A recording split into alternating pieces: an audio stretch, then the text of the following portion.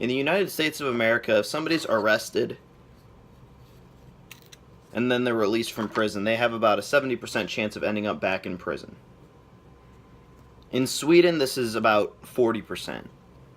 So what do they do that's so much better than us? Well, their prison system is geared more toward rehabilitation, which means, by definition, they're just kinder to their prisoners, which sounds counterintuitive. It seems like if someone does a bad thing, you got to punish them. That's what makes them never end up back in prison again. But that's just not true. We have a very punishment geared system in the United States, and people end up back in prison about 70% of the time.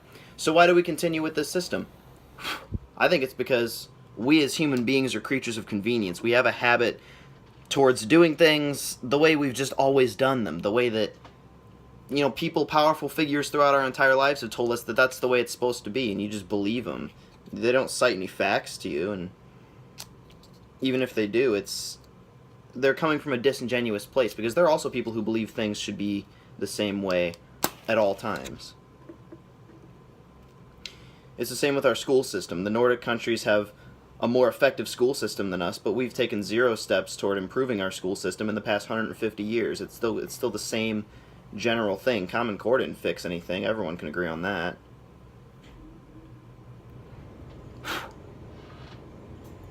So you're going into an ineffective school system.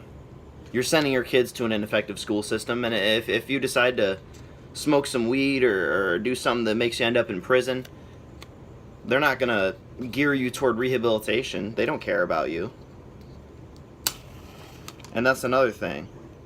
Marijuana is an evil thing. Marijuana can destroy lives. It makes you lazy. It destroys your brain cells. All these are things that I've been told since I was a kid. And you know what? I actually read up on the subject, and it's not true. People have been lying to me my entire life about this substance that none of them have probably even tried. Because it's just what they've been told their entire lives, and they assume it to be true, but it's not.